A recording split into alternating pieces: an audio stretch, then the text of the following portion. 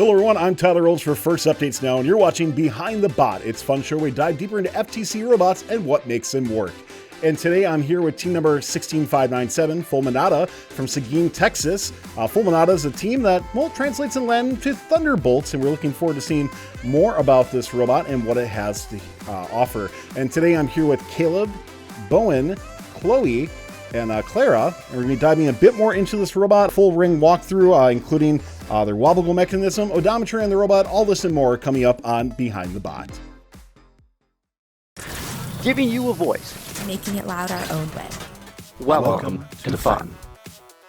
If you're on an FRC or FTC team and you're currently meeting safely in person and have a functional robot, we'd love to have you on our Behind the Bots or Behind the Bumper segments. Go ahead and reach out to us on any of our social channels, on Discord, or send us an email at admin@firstupdatesnow.com, and let's get your team scheduled to be on First Updates Now. You can also directly support Fun by joining Fun Nation. Click the join button, and just for a few bucks a month, you'll unlock special perks and directly support us so we can keep making great content. So Caleb, take us through the ring mechanisms on here. We're going to be starting with your intake, which is also kind of fully part of your transfer as well too. So I'm interested to see and hear more about how this intake works and how you've integrated it fully in here. Okay, so we have the start right here, and we actually have another roller in the back, and the first roller pushes it in. And then this is spinning the other direction. So when a ring comes in, it gets these, push it upwards into the rest of our rollers. So talk to me a little about how did you come up with the drive over design for that? Was that your first idea that you had for that? Or can you tell me about maybe some different prototypes and iterations you had for that?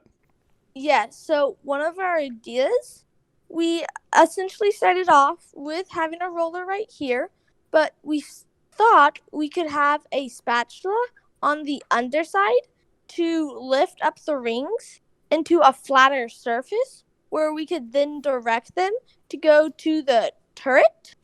But we figured out that when the rings would go on, they would get stuck and would not go on top of the spatula.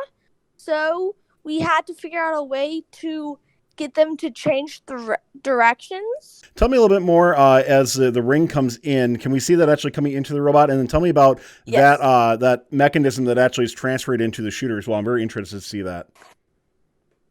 So we actually have rollers all in here that takes it all the way up. And then up here, we have one. We start shifting down into a more level zone. And then this final one here pushes the ring right into the shooter little pit to store them until we are ready to shoot. Yeah, that makes a lot of sense on that. So it's really cool to see. I love that transfer that you have, especially as the rings go up and in. So we're going to be moving over to Bowen next, who's going to be talking about the shooter that you have, as well as you have a turret on your robot, which is awesome. So love to see a bit more about what's going on for that and some of the decision-making processes behind it as well, too, Bowen. Sure. So this is our turret. And this was definitely not our original idea.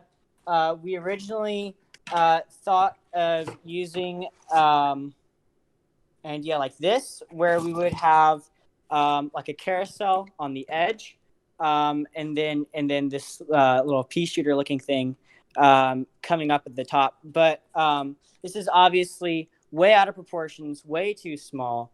A ring would definitely not fit into this. We have to make it bigger, and that'd be way too big for our robot. So we ended up with this design. We kind of played around with ideas. We thought we were going to have our intake and our shooter on the same side.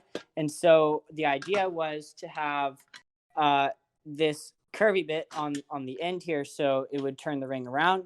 But then we kind of realized it was a little bit too complicated, so we ended up not doing that.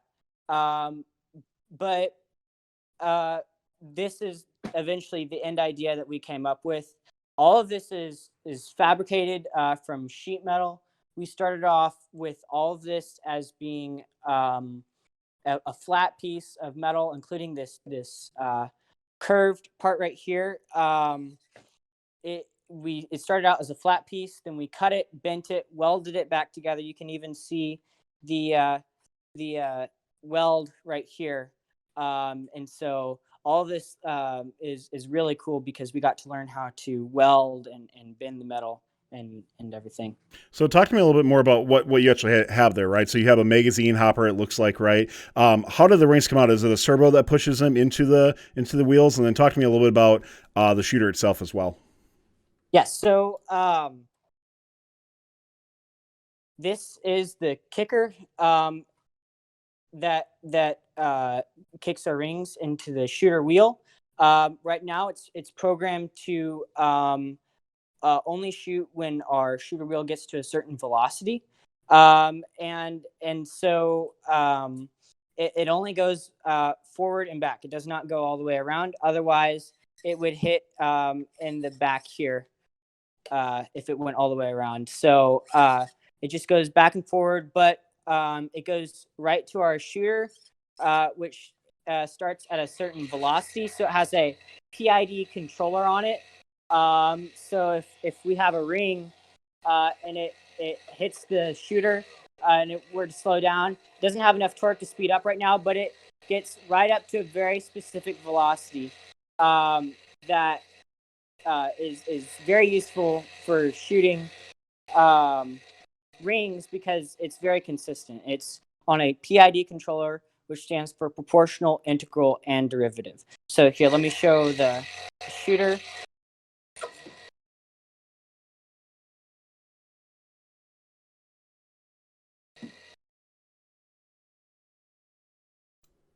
Yeah, I love it so far. Let me ask you on the gecko wheel that you have on there as well too. So obviously the gecko wheel expands quite a bit when your shooter speeds up. Do you know how much compression you're getting on a ring as it exits your robot? Not exactly, but we did play around with that in prototyping. We had a motor on the end here, and we moved this this blue piece from Rover Ruckus just back and forth so that we could see how compliance would change how a ring would go through the air. Yeah, that makes a lot of sense. So up next, we're going to be moving over to the Wobble mechanisms and starting out with Chloe, who's going to be talking about the lift on there. And then we'll be going into Clara, who's going to be talking about the claw itself. So Chloe, why don't you tell us a little bit more about the lift itself? So we decided on a linear lift, and our robot the controller controls it, and we can pick how high we want it, and we can bring it down ourselves. And we bought a kit, and we just built it. I don't know. So is that a Go Build a kit that you have on there? Yes, it is a Go Build a kit. Can you talk to me a little about, from using this linear slide that you have, maybe some of your experience of actually building something like that? Have you built a linear slide like that before, or can you tell me a little bit about some of your experience with that? So I built this, and I have not built anything like this before. I had some trouble with all the stringing and just figuring out how to make it fit properly. I'm gonna go back to you and ask you on the lift itself. So, the wobble goal, the wall isn't terribly high on the field itself. So, when you're looking at designing this, why did you pick a linear lift that maybe went as high in the air as it does? Whenever we lift our wobble goal up and we open it, it fits just above the wall, and we can get it over the wall perfectly. So this is just the one we chose, and it works pretty well. Yeah, fair enough. And I think that's a great segue to go over to Clara, who's going to be talking more about the claw itself, which I think part of that will be is where it actually grips, right? From that will kind of dictate how big your linear slide needs to be for that. I know you're also going to be talking about some 3D parts as well, too. So run us through both of those. Yeah, so this is our main 3D printed component. It's a claw, obviously, and we had quite a bit of trial and error on this claw. The current design is we have two main components that are attached together as a grip, and then another component that closes on the wobble goal with a servo. And there is a little hole indentation here so the wobble goal can fit into that.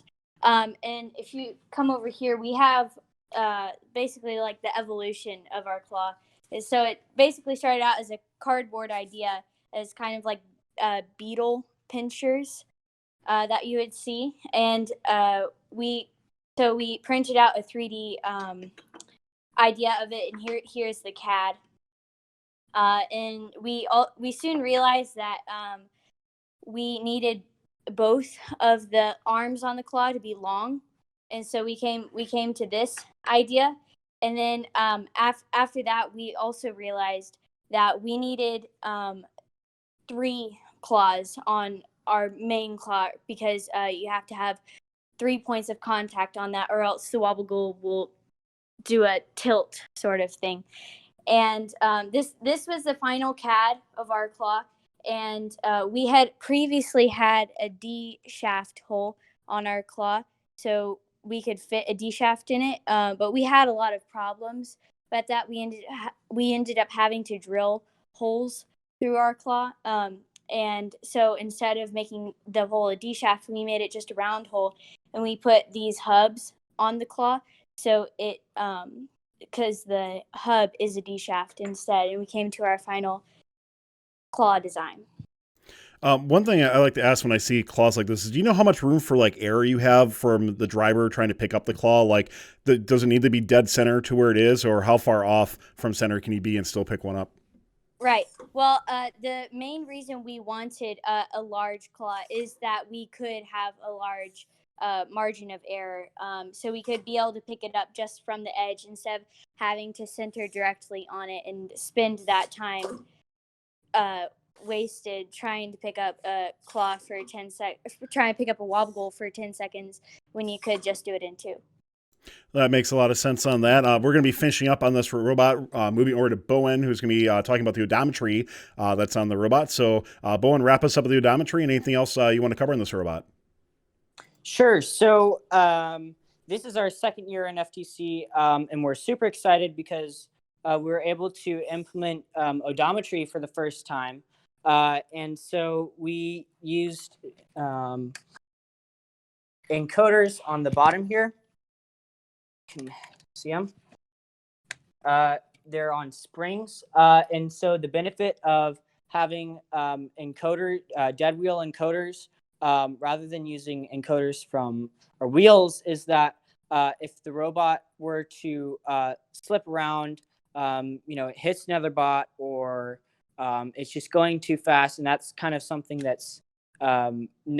Mecanum wheels are known to have is slippage when they're going too fast. Is the dead wheels will not recognize, if you've moved, if the wheels are slipping. So normally with Mecanum wheels, if they were to slip, it would think that you moved. But, yeah, you get a much more precise measurement on odometry, right? Right. Can you tell me about like how is when you're using odometry, how do you actually specifically utilize that feedback that you get for your autonomous mode? So we're using a Roadrunner path planning software, and basically just moving to certain paths and accurately, so that any errors that we have, the wheels slipping is a big problem that we've had before, making the robot inaccurate so that we can easily and accurately shoot the rings and be where we need to be. Well, 16597 Fulminata, thank you so much for taking the time to talk to us about your robot, the different aspects that it's employing. I love the design, so thank you so much. Good luck, of course, through any other events you might have coming up, and look forward to seeing you in future years as well. Thanks for taking the time. Great, thank you. Thanks for watching. If you want more fun content, be sure to subscribe and ring the bell to be notified about our latest videos. Keep the conversation going and provide your input to our content. Watch our live shows at twitch.tv/firstupdatesnow. Join our Discord at discord.gg/firstupdatesnow and check out Fun FTC on Facebook, Instagram, and Twitter, and First Updates Now on Facebook, Instagram, TikTok, and Twitter. You can also directly support Fun by joining Fun Nation. Click the join button, and just for a few bucks a month, you'll unlock special perks and directly support us so we can keep making great content.